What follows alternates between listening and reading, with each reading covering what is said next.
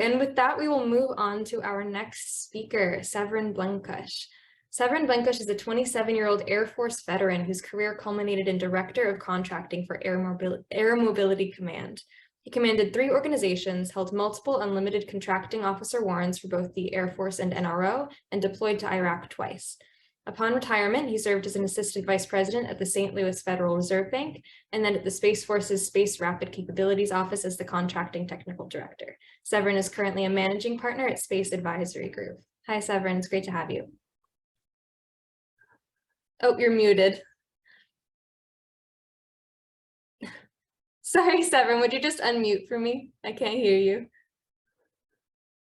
That would be very helpful. Apologies. So yeah, thank you for the opportunity. And yeah, I'm not 27 years old. I was in the Air Force for 27 years. So. Oh, nice. I misspoke. No, 27-year Air Force veteran. It makes it kind of funny, but yeah, long time. Yes, welcome. It's great to have you on the stream today. I'm curious to hear what you have to share with us. So the topic, the national security space, and the 3 questions I think that we've been already discussing. So I'm going to put a little different spin on that from my role right now as a consultant in the new space community. So I'd like to start a little bit first by kind of unpacking what that national security space looks like, and kind of means to me, to give our audience a frame of reference for where I'm coming from. So first of all, the three basic things, that the national security interests. So what are our nation's national security interests when it comes to space? So I think kind of the obvious ones and things that folks will immediately come to mind are Earth observation type things. Everyone loves a good picture of what's going on. And that can be used for defense type purposes. It can be used for climate type purposes. So definitely part of our national security. The other one that comes to mind immediately is communications, whether that be internet, whether that be satellite phones, whether that be your satellite TV kind of thing. So definitely an integral part of how our country operates. Third one that most folks, or you may or may not consider, is the precision navigation and timing. So your GPS signals. I think the folks kind of underestimate the power of GPS and all of the functionality that enables. So the second part of that national space architecture, or national space strategy, is building an architecture that is resilient. So resilient meaning, if one item fails, you don't lose the service. So that we've got some players in the world right now who have demonstrated the ability and the desire to render some of those capabilities inoperable. So that we need to make sure that the capabilities that we, as both civil and military, come to rely on are there when we need to want them. And the third avenue of the national space, or national security space, is then leading a responsible and peaceful use of space. So I think that, again, going back to some players in the world right now have demonstrated the will and the capability to deny space, and keeping space open for all is, in my opinion, going to require some aspect of deterrence. Deterrence can be seen as both defense and offense. So let's not be naive to the fact that space is now a place where warfare is going to be conducted. So that's part of it. So what then, with respect to this national security space, is my involvement? As I said earlier, I'm a consultant for new space companies, and I help them translate their capabilities into government speak. I work with them to obtain the research and development dollars that the government is putting into developing that technology,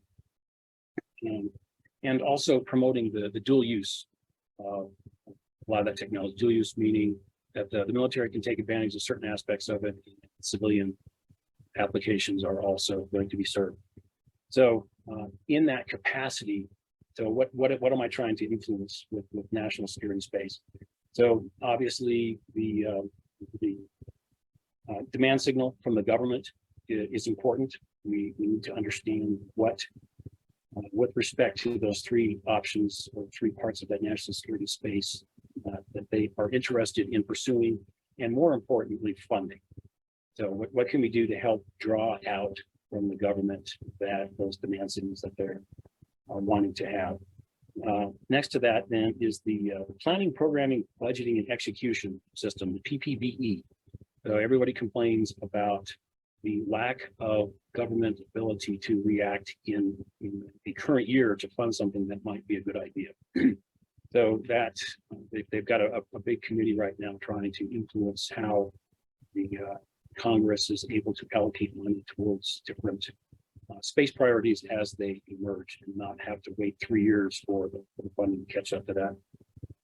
And the next one is the requirements process. So how can we, as a nation, and particularly DoD, because DoD controls most of the space architecture, how can we go from a need to actually trying to get that in a quicker manner? Again, just kind of like the planning and budgeting, our requirements process is a bit lengthy and a bit antiquated in a time where technology is changing and threats are changing a lot faster than we are able to adapt to that.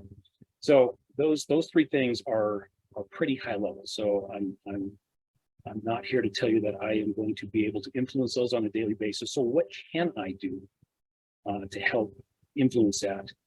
And with the acquisition experience I've got and the understanding of the space community, I help these startup companies and companies with great ideas socialize that with government customers and end users. So if we are able to enlighten the requirement side of the house to what's out there right now, but also what's the realm of possible. So I think that we are able to highly influence the folks who are making the decisions on what that architecture looks like, what those latest and greatest capabilities need to be. With that background, I'll stop for a second, Rachel, and see if you've got any questions. And then I have a couple of thoughts on the multiplanetary society and how does this help us now, and why should we care? Yeah, absolutely. I think from your perspective, you have an interesting perspective as an advisor to new space companies trying to navigate the maze that is the DoD and supplying for the government.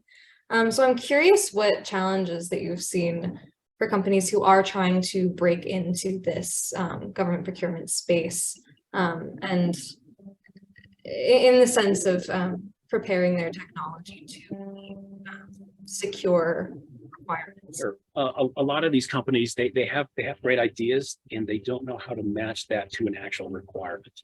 They think that just because they have discovered something that is amazing, everybody's going to think it's amazing and everybody is going to want to give them money for it. And maybe they've not quite thoroughly thought through the use case of what might actually be required of that product or service.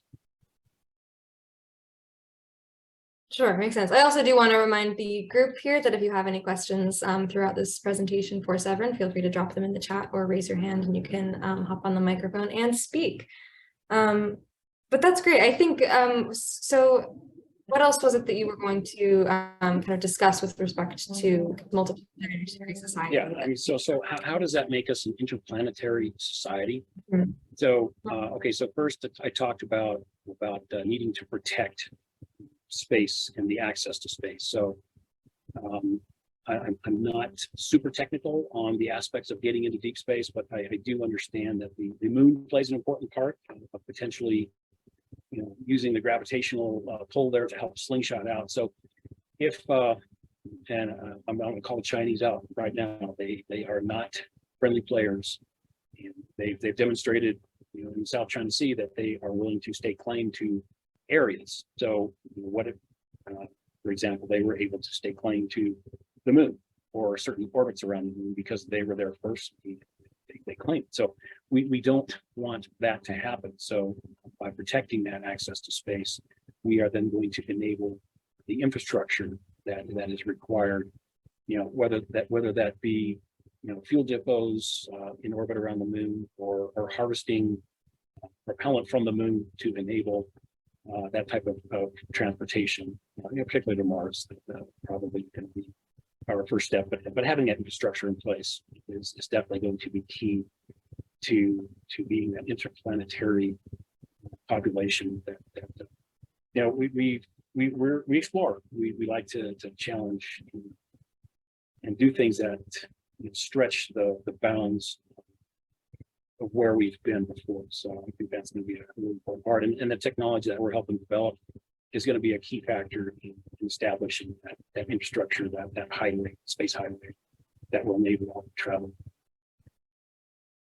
Sure. I'm curious, Severin, do you believe that there is a way for the US and Western nations to coexist with China as we push outward to the moon, to Mars, potentially to beyond that? Or do you think it's going to have to be a case of one or the other that's to push outward? Oh, we can certainly coexist. I mean, the US interaction with the Soviet Union and the Russians with the International Space Station for years is a demonstration that on certain areas we can not agree, but then on many other areas we can. So I absolutely think we can. It's going to take some tough talk, and it's going to take a lot of talk. What's different about the relationship between the US and Russia in space versus the relationship between the US and China in space? So the US and the Russians started out as competimates in the space race, and I think the competitive softened a bit at the end of the Cold War, where we realized that the interests in space, I think, were aligned. Right now, the power competition between China and the US does not necessarily allow as much of a competitive environment that we saw post-Cold War. Sure, it makes sense. I know that you mentioned earlier that we can't be naive about the fact that the space domain could eventually become a theater of war, or is currently in some ways a theater of war. Can you tell us a little bit more about what you mean by that and how new space companies can navigate that kind of contentious environment? Sure. So I think I got the tail end of the last conversation where they were talking about cyber. So most folks who view space as a warfaring domain kind of agree that it's going to start with cyber attacks. And so that's a lot harder to detect, a lot harder to pin the tail on donkey of who's actually doing it. So it'll start there.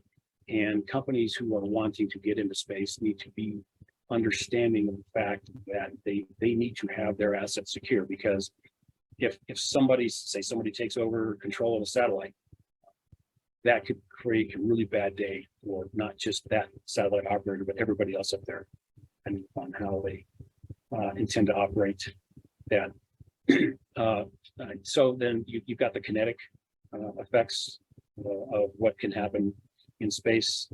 Everybody has talked about the Russians and the Chinese blowing up their own satellites, creating debris fields. So that is bad for everybody, because when you create that debris, you increase the risk of everything else up there operating as opposed to what it is providing that folks need. Then there's also the aspect of, and I think we see this a lot with SpaceX right now, with respect to, is your asset a viable military target? So folks who are going to do business with the government or share a product or a service from what they provide are going to have to consider what ramifications those might bring. Do you find that in the conversations that you have with companies who are trying to build for LEO or for other applications in new space, that these cybersecurity and kinetic threats are top of mind, or are people more excited to kind of just push out and deploy this technology and think about the ramifications for security later on? How do you think that the mindset is in this space? The majority of the mindset that I encounter is that cybersecurity is kind of an afterthought. It's not the going in proposition that I have to have a secure system. It's, hey, I've got some really cool technology that's going to do X, Y, and Z, and cyber is generally an afterthought. What sorts of implications do you think that has for the, I'm sorry about the sirens in the background, for the kind of growing space ecosystem that we have? You know, obviously new space is new, and it's growing very, very quickly. How do you think that's going to impact the landscape of Earth orbit as we move forward? I mean, the cybersecurity aspects. I'm not quite sure. Kind of perspective on and approach to cybersecurity, maybe as more of an afterthought than it is a precondition. So I think as the the mega constellations become more prevalent, there's just so many more entry points for any type of cyber attack that I think companies who are focusing on that need to be able to explain what that threat is, what that threat looks like. A lot of people don't understand what a cyber attack in space looks like or could really cause. So I think highlighting the threat and what that could potentially look like is going to be important. And then as the one-off demonstrations start to become a constellation 2, 4, 6, or 8, then that constant conversation about needing to be secure in cyber is going to be more important. And I think it will start to take more of a center stage than companies. Absolutely. Have you, in your time advising in the new space community, in your time in aerospace, have you seen that that already start to shift? Have you seen that become more of a priority for people, or is there a different trend that you've noticed? Yeah, there is a shift, and there are folks on the requirement side who are starting to bake that in from the start. So that there is progress there. Again, I don't see that as that's not the entry point into discussing any type of new technology. I've never heard cyber at the offered up in the first paragraph of anybody's good idea. Sure. I'm also curious about the kind of opposite side of things, about responding to potential cyber threats. Do you work with companies who have experienced cyber attacks or threats to their space assets? And what sorts of advice do you give to companies who are trying to navigate that landscape? Yeah, so that's honestly a little bit outside my area of expertise with respect to acquisition stuff. So a lot of the small companies we work with, they may have a demonstration on orbit, but most of them are working towards getting that demonstration on orbit. So obviously some of the larger defense contractors from my active duty time had experienced cyber hacks, but that was really outside of the acquisition side of how do we deal with that. I mean, obviously we were involved, but not from a driving a solution at that point in time, but more so baking that into the requirement to begin. Mm-hmm. Got you. So thinking about this problem kind of from a broader perspective, what is it that we stand to lose if these acquisition processes aren't effectively requiring companies to create really resilient, very secure satellite systems? Sure. So again, we rely upon space for so much, and if we are not able to utilize that for national security needs and just for civil needs, then it impacts lots of things that we've become accustomed to. So being able to ensure and protect that is a top priority. And again, the conversation needs to happen before the constellations are put up, before they become an issue. Sure. I also want to ask you a question that I actually asked James in the last session a little bit earlier that I'm curious to hear your perspective about. I think that in new space, we have this bias towards moving really quickly, and there are also these new DoD initiatives to procure technology more quickly than we've been able to in the past. how do you balance that need for speed with the speed for really resilient, secure, well thought out designed systems? Yeah, if I had 100% answer to that question, kind of like your last speaker, I probably wouldn't be here. So part of the issue is that overall resilient architecture. When you've got so many different functions and so many different capabilities out there, it is very difficult to understand the linkage between the two. Kind of like hackers are they messed with Microsoft forever and they left Apple alone, kind of thing. So it's that interoperability that sometimes can be a good thing. If you can hack one, but you can't hack the other, but then interoperability is not going to help build that architecture and that infrastructure that we're going to need to be really efficient. Kind of like automobiles and fuel stations. If everyone had a different size, fuel nozzle, your architecture is worthless. But because all of that gasoline distribution architecture is now kind of on the same footing, it's much easier to hack. So that you've got the trade-offs between being hack-proof and then being architecturally friendly with trying to advance how that fits together to support the national security space. Amazing. Thank you so much for that, Severin. I think I'm going to pause for 1 minute here and just make sure that we don't have any questions hanging around in the audience. So if anybody does have a question, I see Anar has one here. Feel free to unmute, Anar. Thank you so much. Hey, Anar Tabir here from the Multiplanetary Society.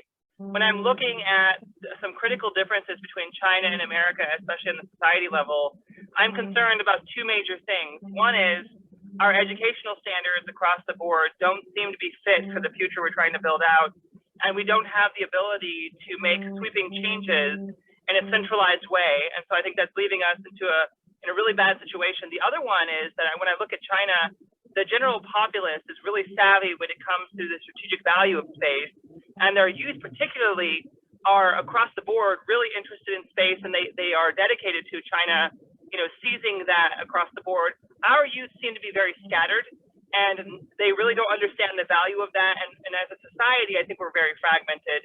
Do you see any possibilities for us to change this in any way as far as education and getting society to come to the table with us? Sure. So I think you see a lot of push for STEM education. So there is the recognition that STEM is going to be a key part of the U.S. Staying in the lead. I mean, let's make no mistake. We're still in the lead. We are the most creative. We are the most productive when it comes to space. We put a lot of time, we put a lot of money into space, and we're still in the lead. Obviously that lead is being eroded by some of the points you bring up. I think another indication of how serious we are taking space is the creation of the Space Force itself.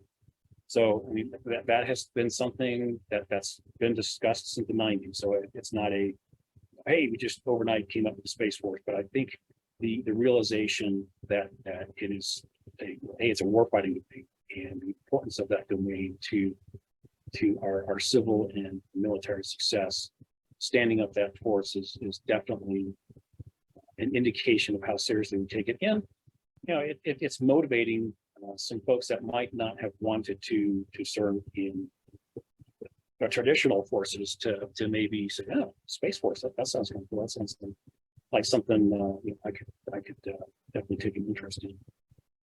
As far as kind of being not nationally on the same page with respect to space, I think the more we talk about the Space Force, and the more that we can just there was a popular, I don't know if it was a documentary or a paper, it was A Day Without Space, and it just illustrated how reliant we are upon those networks on orbit and what they do for us. So maybe some public service announcements on how might help get us all on the same page. Absolutely. So on my side, what I'm looking at is obviously we can create pipelines from the educational system into Space Force, and we'll have youth that are coming up now that can be part of the solution. Although I don't think it's fast enough. I would love to see the creation of an organization like the Scouting organization built by Space Force that helps bridge the gap, and communities have been left behind. So when we see the educational deficits in some communities, if we were to create very dense educational platforms for summer school from Space Force, this would give these kids, first of all, the right messaging and bring them on board with us, but it would also give them the edge when it comes to jobs. And I think we could create a symbiotic link with those communities, and that would help bolster Space Force earlier on. Yeah, I think I agree that I mean, there's an organization called the Space Force Association that is trying to promote the education of that. A lot of folks don't realize that there are a lot of blue collar jobs associated with the space industry. You've got folks who are welders, who are manufacturing the stuff, folks who are working at the launch sites. So not everybody in the space community needs to be a PhD coming up with the latest and greatest ideas. We need a lot of folks in all of the support areas for space. So that I think is an often overlooked aspect of the new space environment. For sure, and that's why I like the focus that FRF has on workforce and really bringing that messaging to the public. Oftentimes when I speak to the public, they do think you have to be a fighter pilot, a physicist, at least have a PhD, and those are the only real inroads. I think the more we get the messaging out and start interconnecting programs for people to do what they already are doing or hoping to do with space, we're going to get that much more of an advantage. Absolutely. Thanks so much. Thank you. Thank you, Naren. I think we're going to have time for just one more question here from Mike. Feel free to unmute and ask your question. Hey, so it wasn't a question. I was going to jump into the conversation. By the way, Severin, good to see you. He's a brilliant mind. Mr. Turgill's also a brilliant mind. You got some pretty good speakers. 2 points. One, I think you should invite Mike Dean, if you can get him to come to talk about the newly released DoD CIO reference architecture for space communications. That'd be a good one. Seemed like a pretty good topic. And then for the current topic with you, Severin, with the education, do you know Annie Nikai there at El Segundo? She'd probably be a good one to bring in as well. So she's the human capital leader for Space Force, and they're doing very aggressive outreach, including to the Native American community, to do exactly what you've been talking about, to bring on that new educated Space Force, including in the distributed world. Think about like a Space Force employee that worked on the res, for example, and distributed environment. So they're pretty progressive, but I think about bringing Annie Nikai as well. So she'd be a good speaker.